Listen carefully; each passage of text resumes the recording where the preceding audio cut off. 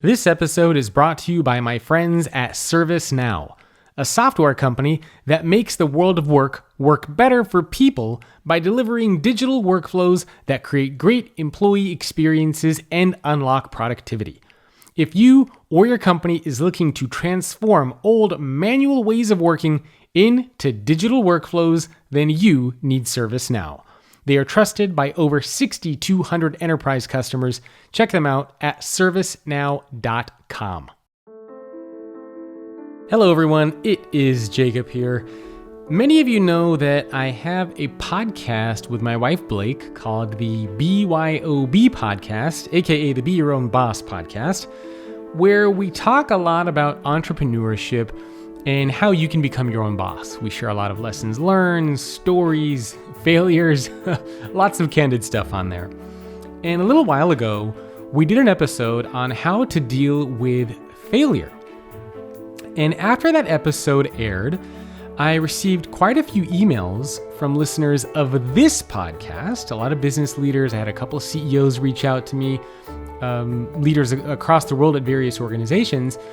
And they told me that the advice is actually very relevant, not just for entrepreneurs, but for leaders and for business professionals in the corporate world. Now, I have personally gone through a ton of failure in my life, whether it is with failed business ventures, projects, content, investments, people that I have hired. I mean, I have failed at a ton of things.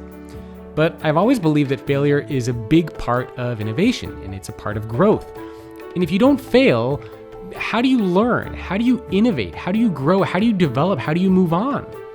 In fact, those of you who are regular listeners of this podcast will know that many of the leaders I've interviewed over the years, they keep talking about the importance of failure. One of the questions that I always like to ask these CEOs is, what is your greatest business failure? And we've had all sorts of wonderful stories over the years, but the point is that even the most successful business leaders, the top CEOs, the people who are running multi-billion-dollar companies fail, and they fail a lot. The important thing is not that you fail, it is understanding that getting knocked down and failing is a part of life. But it's how you get back up, and if you get back up, that ultimately matters most. And look, I know that 2020 was a tough year for a lot of people. We have collectively perhaps experienced more failure than at any other point in history. Failure with our careers, failure with our jobs, failure with our relationships, failure for not being the parents that we wanted to be, or the partners, or the employees, or the leaders that we were striving to be, because we were thrown out of our comfort zone. We were put into an environment where we had no idea what the heck was going on. And people have failed a lot. And I know I failed, especially in 2020, I failed quite a lot. And again, it's a part of life and it's a part of business. And it is really how we deal with failure and embrace it that ultimately matters most.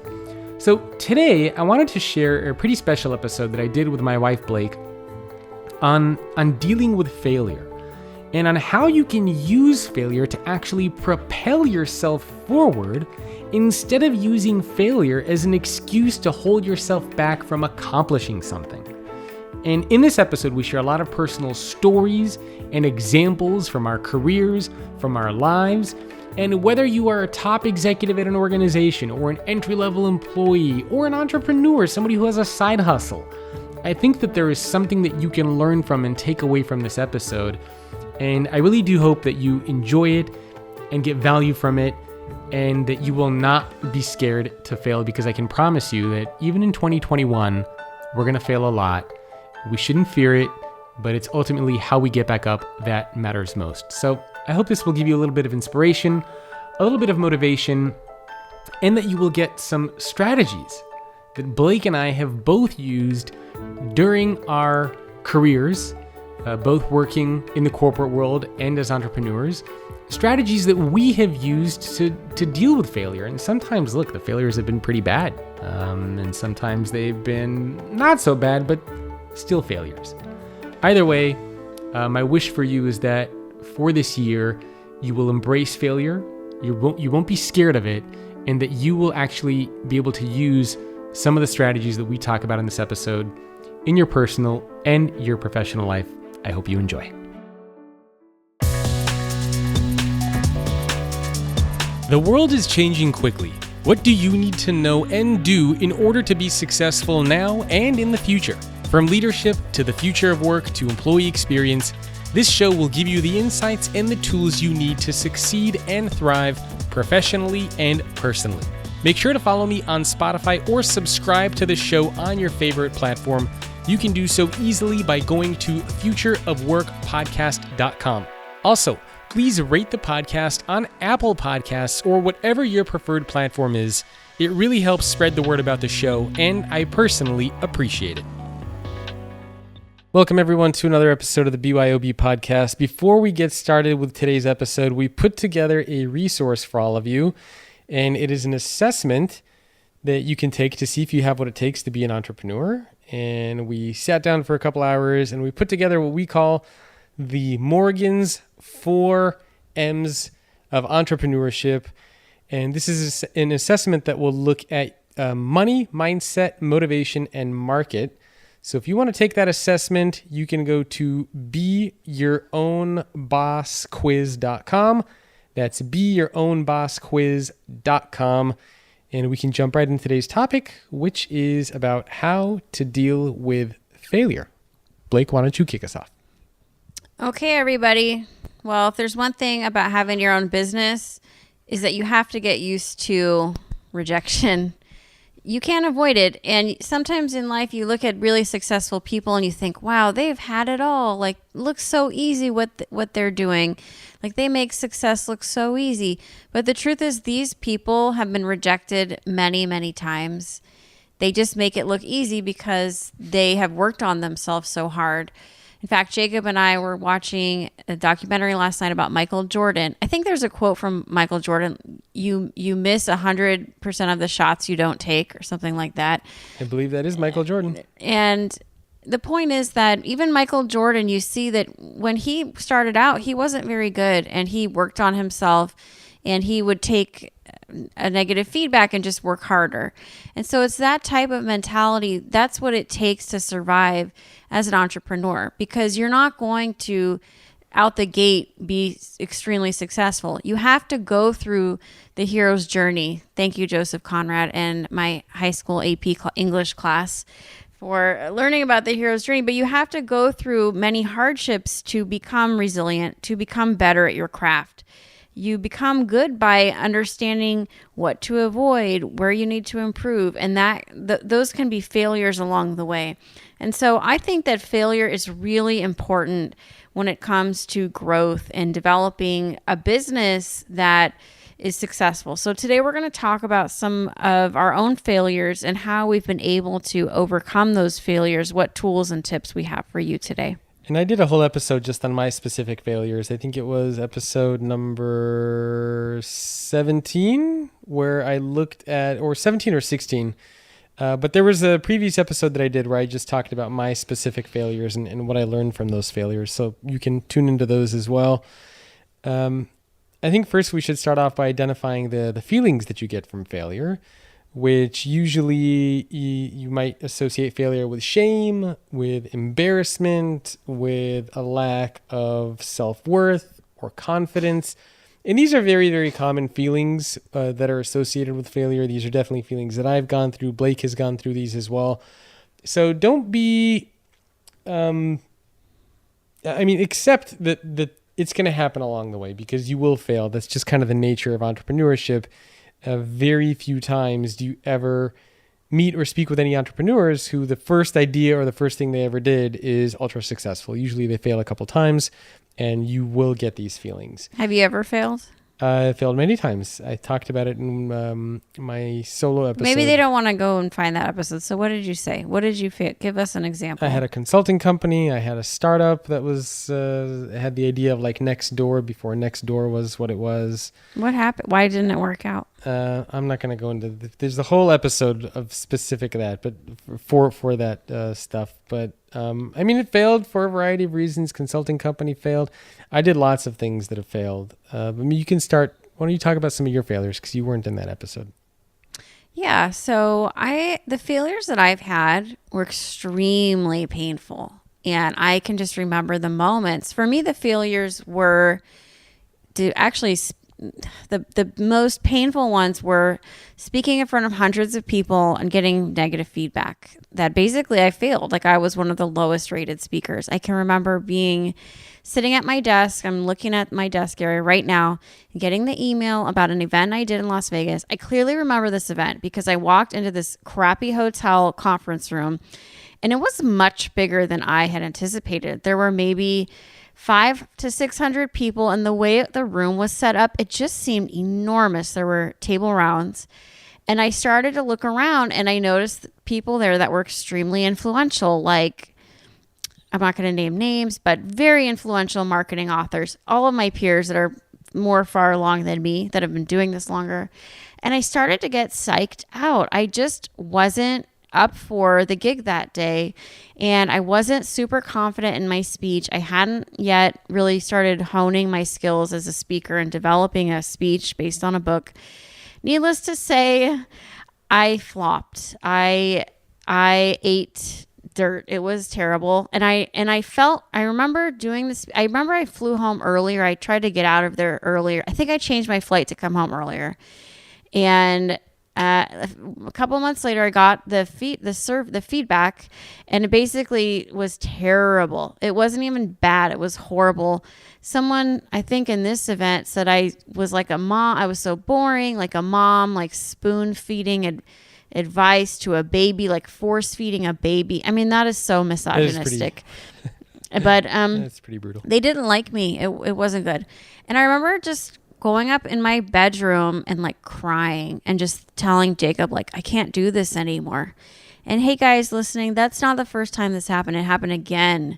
I got feedback in Hawaii. I was with Jacob. I checked my email on my phone on vacation, which you should never do, guys. But I did it because I love my business, and that's how I am. And again, it was terrible feedback about an event with few hundred people, and I was heartbroken. But this time I didn't cry because I had already been through this failure. I got angry. I thought, screw these people. They're such jerks. You know, if you cry or you're angry, I mean, neither of those are constructive ways. But I was processing, which we're going to talk about later in the podcast. And these ended up being positive moments for me because I didn't give up. I didn't throw in the towel. I said, you know what? If I'm getting feedback again and again that the speech is hard to follow or it's boring, or I seem nervous, maybe it's time to start working on myself. And that's what I did. And I hired a coach, and I'll stop there. But failure is not a bad thing. It's just information you're being given that here's a way you can be even better. You can be positive about it, and you can grow. So I was looking back. It was episode 16 where I looked at businesses that I started that failed. So one was affiliate marketing that I tried to do. One was a startup. One was a consulting company. Those were all, I think, some of my biggest my three big failures. There were probably little ones here and there.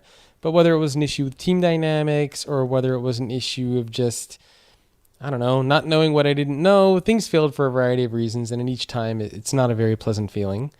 But you have to move on.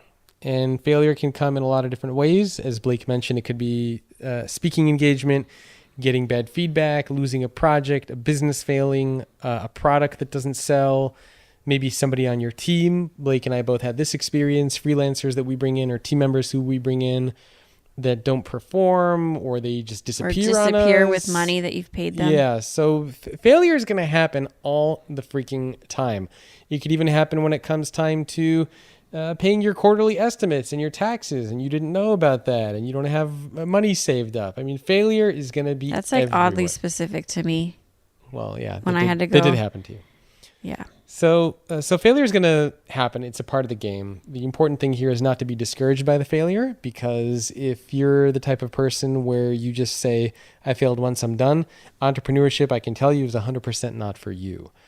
So let's talk a little bit about how to deal with failures. Blake, do you want to start off with how you personally deal with failure when it happens? Yeah. So I mentioned that one of the first things you have to do is really process it. Because if you don't process failure and you're just someone who lives in denial, that denial is not just a river, that you can't hear negative feedback about yourself, entrepreneurship is not for you. Because entrepreneurship is all about being real. it's about seeing clearly. It's the being so strong in your ability to know that you are human, that you are not perfect, and that humility, there's a real strength there.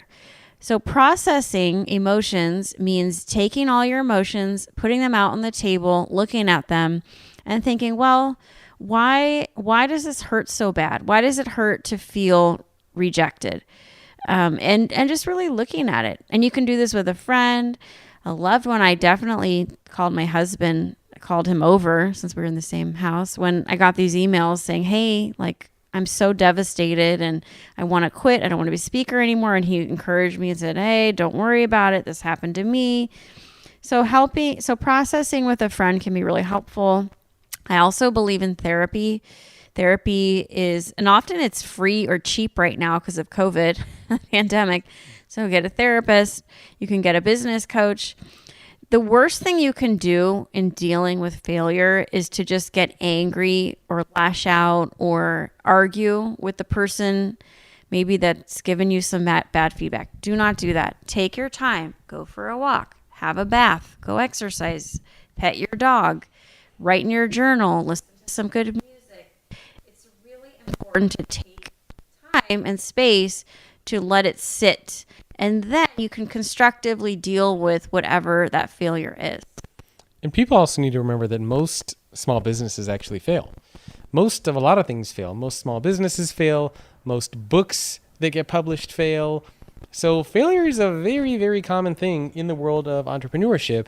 But what you need to understand if you're an entrepreneur is that it's part of the game, because curiosity naturally, when you're curious, when you try to innovate, that means that failure is just a part of the process, because you can't have curiosity, you can't have innovation without failure, because that's just how it is. And do you think failure gets easier the more times you fail? Or is it always the same kind of like... Yeah, failure gets a lot easier.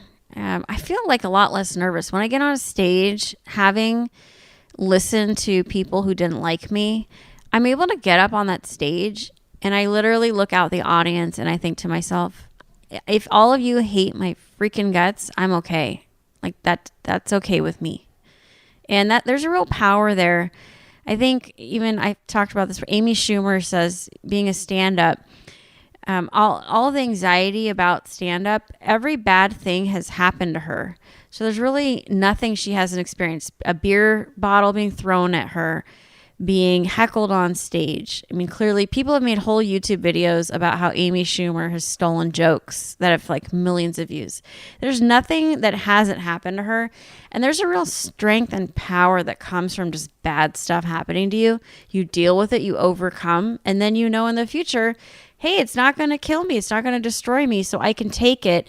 And there's a confidence that comes with that. And actually what's amazing about confidence is it makes you a better entrepreneur. It makes you a better performer, because when you're confident, you actually mess up less because you don't doubt yourself. We have a whole episode just on confidence. We do. We just published it last week. Yes. Okay, so I think we talked a lot about the failure aspect, and we can look a little bit on some tips. So Blake shared a tip. And I agree that I think failure does get easier, because I remember when I first started off around 15 years ago, any bad thing that would happen, I would like freak out. I wouldn't be able to sleep. Now if failure happens, and by the way, my failures now are at a different level. I wouldn't say they're as big now. You know, I might create a product or a course that doesn't do as well, which, I would consider a failure. I might get bad feedback for something, maybe a talk. So it's not like a whole business fails. It's a particular project or aspect of it that might fail. And nowadays, I definitely do think it's gotten a lot easier, especially because Blake and I can talk about it and we make each other feel better when we get these. And you got to laugh a little. You got to it's not the end of the world. It happens. I mean, even Adam Grant, who wrote so many best-selling books, he was talking about how he used to be a terrible teacher. He shared stories about how he bombed on stage. And every speaker I know has had these types of stories. Authors are very vocal about how they've had to approach multiple book publishers and everybody turned them down. I think Tim Ferriss got turned down by everybody until finally he got somebody to say yes. So it happens. One piece of advice that I have is focus on what you learn, not so much on the failure itself. It's very easy to get obsessed with the failure itself and like, oh, why did I fail? I'm so stupid. Like, it's, everything's terrible. I think it's better to focus on what you learned instead of on the failure itself. So if you didn't do well on a speech, if you lost a project, if something didn't sell, don't get so caught up in the, running circles around it in your mind. Just focus on what you learned from it. So did it not sell because you didn't do a good job of identifying a market need? Did you bomb the speech because you didn't have enough information about the audience and what they were looking for? Did you lose a sale because you weren't talking to the right person? You didn't have the right buyer? Like, what is it that caused something to happen? I think is very, very important. So focus on what you learned and how can you apply that learning into future scenarios, future talks, future deals. I think that's very, very helpful. I like the phrase operational efficiency. Like in customer experience, we talk about how basically figuring out where the gaps are is hugely important to making a smoother experience. And it's the same with a person or a business. By identifying where the gaps are, you're going to solve huge problems and life is going to be a lot easier. Your business is going to be a lot more successful. And sometimes the information you get is actually very helpful. Like maybe a client fires you or a project doesn't work out. Maybe that's information that you should not be working with that client. It's probably not good for you. So I think failure, rejection, all these things are so important. You might hear our little son in the background. He's almost 2 months now. The world of work is changing, and a big part of that change is creating better employee experiences by transforming manual ways of working into digital workflows. Thankfully, ServiceNow does just that. Find out why they are trusted by over 6,200 enterprise customers and how you can create better experiences for your people at servicenow.com. I think another important thing is to have somebody to talk to about the failure. If you fail at something and it just kind of stews inside of you and you have nobody to talk to, no family, no friends, no support network, then it can start to eat at you a little bit. One of the things that Blake and I do, I think a pretty good job of is when we do fail at something, regardless of what it is, we go tell the other person right away. And then we talk about it and the other person makes us feel better and then we can kind of move on. But I think if we didn't have that support mechanism, it would probably be a lot harder to just kind of sit there alone and just have it kind of eat at you. I don't think that would be very, very fun. Yeah, we've had a lot of it lately. I think because of COVID, like a lot of people are spinning out and man, I've had freelancers accuse me of horrible things I won't say exactly, but man, really painful stuff that I can't even respond to the person because anything I say just makes me look bad. I had a freelancer on my team just ghost me after I had paid her. 10 days after I had a baby, she just disappeared with money that I had prepaid her. We had a nanny for our daughter, not show up for work, show up late, leave early, and then quit, and then try to get her job back. Like that was quit and blame our 4-year-old daughter.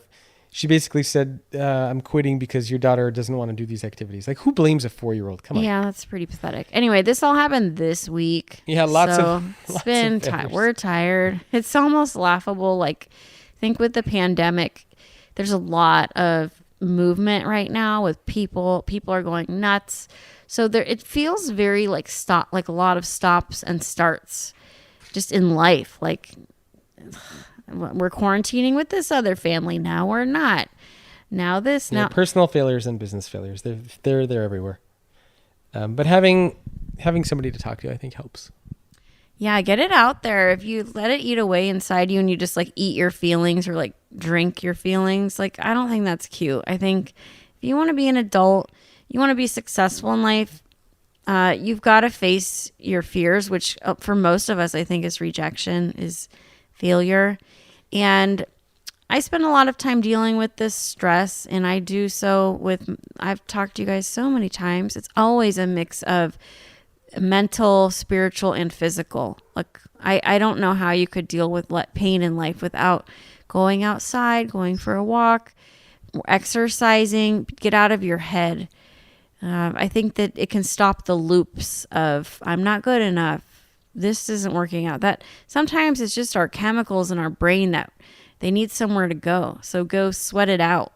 Yeah. Because I find that sometimes if you, if you're having a productive week, you're eating healthy, you're exercising, and you get bad news and a failure, you might be a little upset by it, but at the same time, if you were to get that same piece of bad news and the whole week you're not moving your body, you are already a little sad because you're not eating healthy, then the failure, the bad news, whatever it might be, is going to, I think, hit you 10 times harder. So it is really important, as Blake mentioned, to pay attention to your physical, your emotional, your spiritual health, because that is going to allow you to deal with failure much, much more effectively than if you are not taking care of yourself.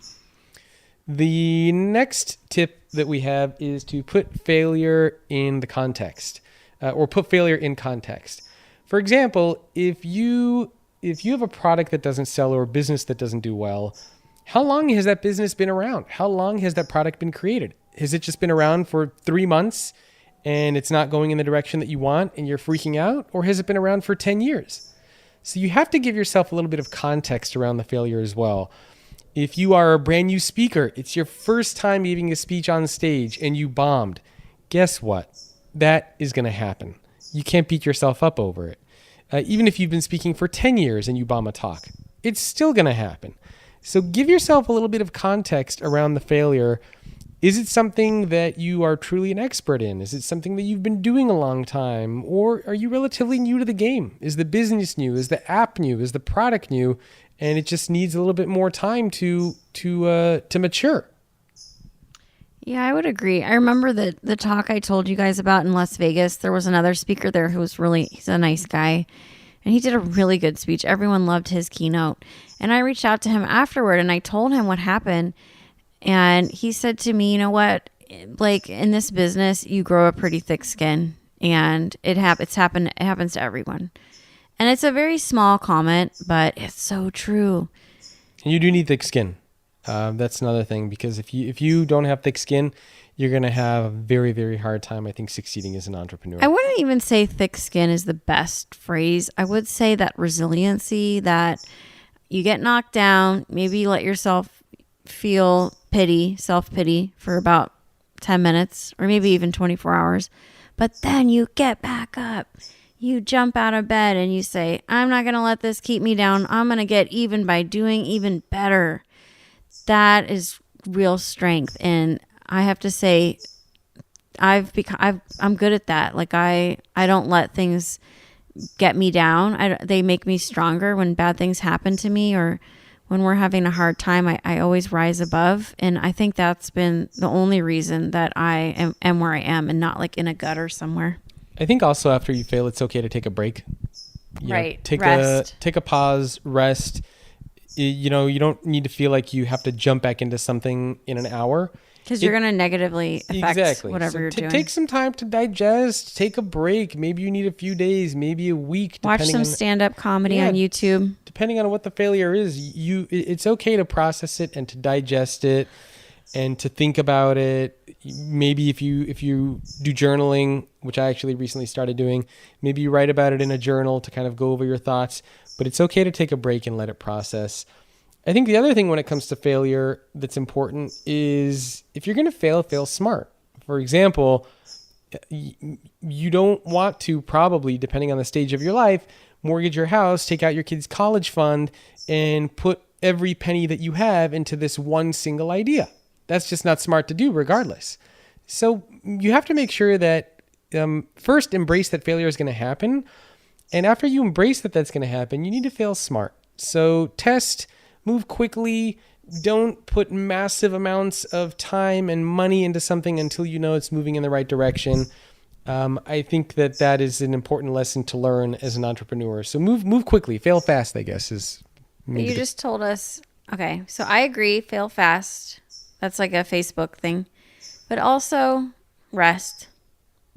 Leave room for silence, for quiet.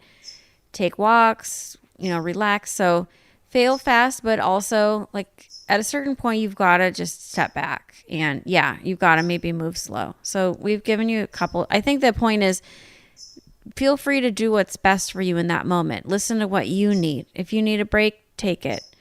But don't take one for too long where you're out of the game, and then it's so hard to come back. Well, when I say fail fast, I don't mean like get back in quickly. I mean, maybe the better expression is fail smart, right? I mean, if I said, Blake, I want to mortgage our house, and I want to take out our entire life savings and put it into this idea that I have, you'd probably be like, no, you're not doing that. That's not. You wouldn't do that. Well, exactly, because that would be a dumb failure if it failed. Whereas a smart failure might be something like, hey, look, I'm going to put $1,000 into like this test prototype or this test course, and I'm going to get some feedback on it. And if it does well, then I'll move ahead. If not, it's a failure. I'll move on to the next thing. So be smart about how you're failing. That I think is also important.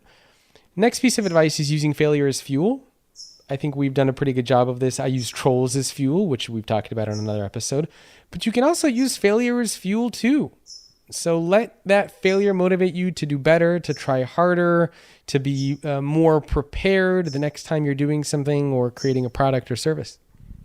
Also, some of us are very hard on ourselves, and get perspective from other people, because sometimes what you see as a failure is not really a failure, and you're just being too hard on yourself. So like for me, that I always tell my husband when I'm upset about something, I don't like the way this looked or came out. And he'll say, well, I like it. It's okay. Like I don't always trust myself, because I know I'm really hard on myself and I can be very negative at times. So by putting it out there and talking to someone else, it puts it in context, and maybe it's actually not even a failure at all. Yeah, I think that's a good piece of advice. You can have an objective third party and this is why it's important to talk about your failures with other people, because what you see as a failure, the outside world might see as a success, and you might feel that you're doing terrible at something. For example, giving a speech.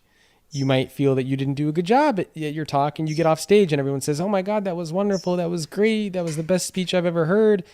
And same thing for any other kind of business that you have. You might think, oh man, I failed at this. And if you have somebody to talk about it with, they're going to say, well, actually, no. I mean, you did make some revenue. You did build a small team. You did identify that you have a need in the market. So it's actually not as bad as you think it is. So that support mechanism, I think, is certainly very, very important to have. Next, this is something that Blake is big on. She always tells me this. This is self-talk. So when you fail, you can either default to negative self-talk or positive self-talk. So you can fail and be like, oh my God, I'm such an idiot. I'm so stupid. How could I do that? I'm the worst. I'm never going to succeed. Or you can fail and you can default to self-talk that says, you know what, Jacob, it's okay. You tried, you learned a lot. You're going to do better the next time. Most professional athletes, they always default to that positive self-talk, right? You listen to, as Blake mentioned, a Michael Jordan or Serena Williams. They're always pumping themselves up on the court. Come on, get it. None of them are sitting there going like, you're such a moron. How could you do that? So the positive self-talk is important. And Blake always calls me on that because I tend to not be amazing at. The other day we went to a socially distanced beach date. Actually, it was a family we're quarantining with. And there was a guy who, he had a lot of tattoos. He had his shirt off. He was running down the beach and he was talking to himself. And our friends were kind of rolling their eyes and, oh, that guy's kind of crazy, and kind of looked at each other like, oh, that guy's weird. And I laughed. I said, you know what? That's like me when I'm jogging. Oh, he was saying good things to himself, wasn't he? Oh, yeah. He was pumping himself up. He was like, come on. Yeah. And it was really intense. But I do that to myself. Like when I'm working out, sometimes I'll say, you would probably be weirded out if you saw me like jogging on the street. But this is how I survive, is I cheer myself on.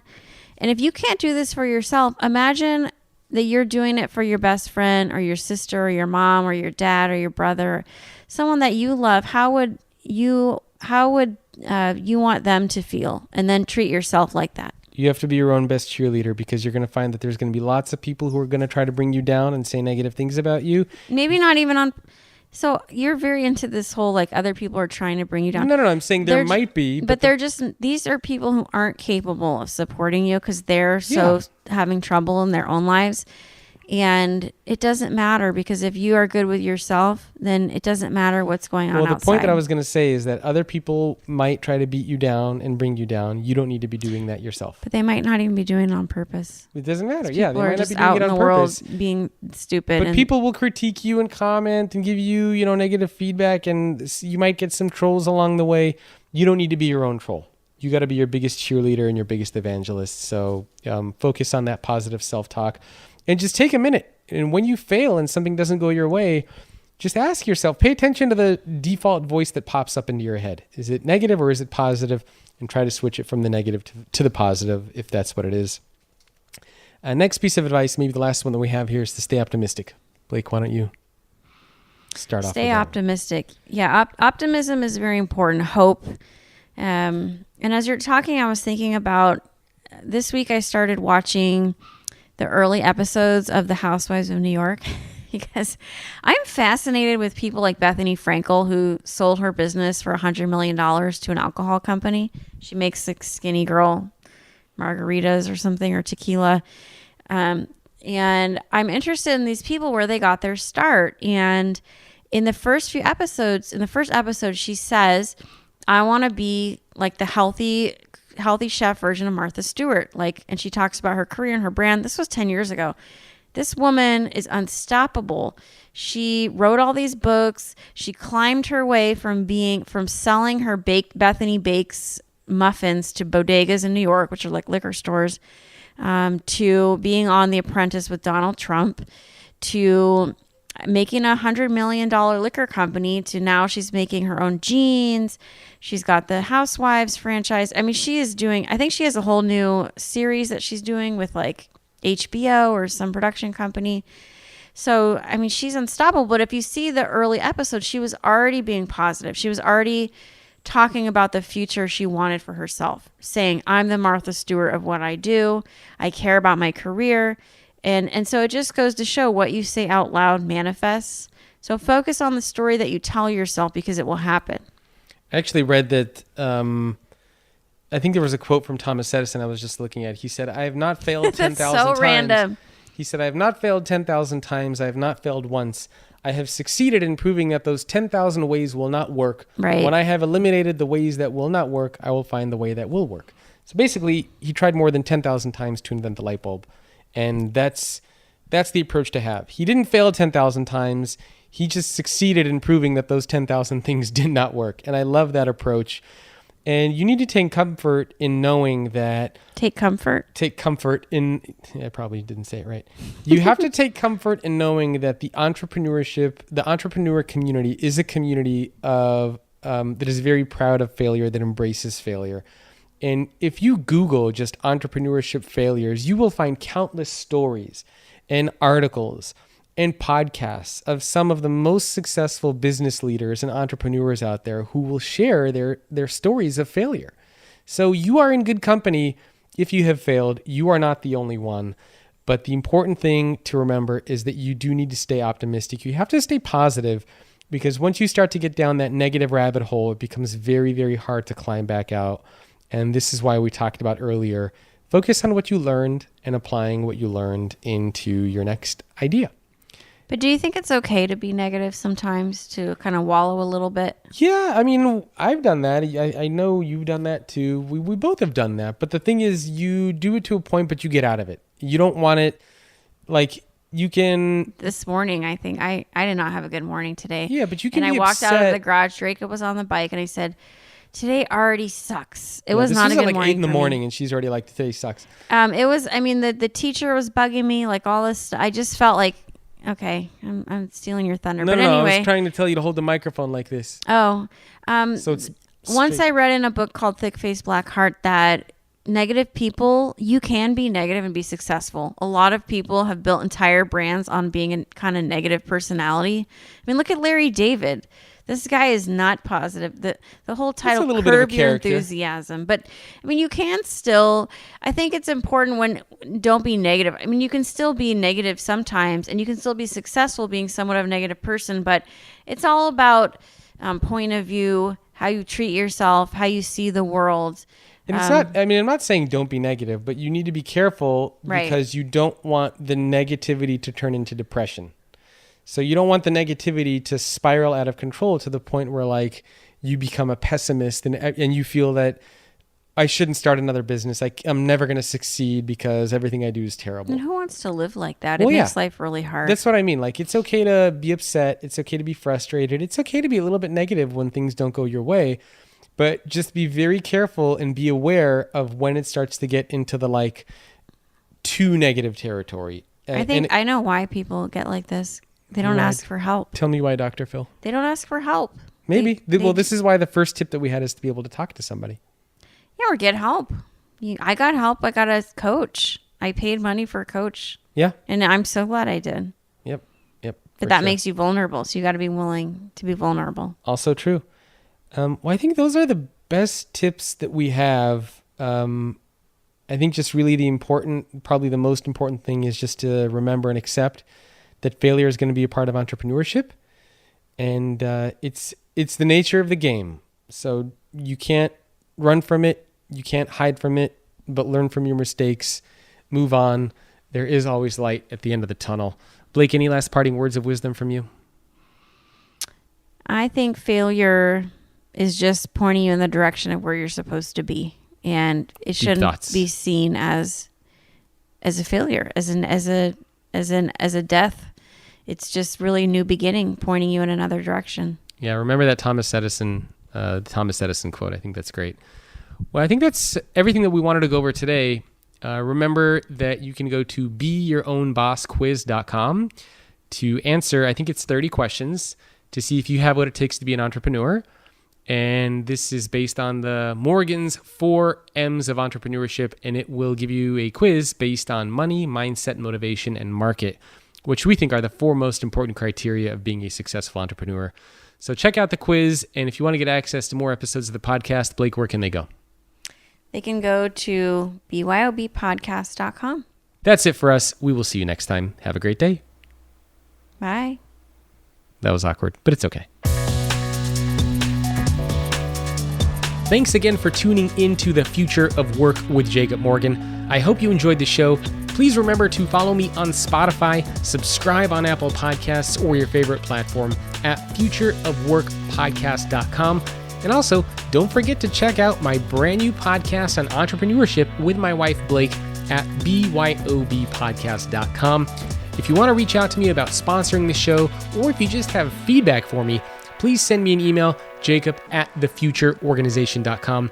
And of course, I would love a review or a rating on Apple Podcasts or whatever your preferred channel is.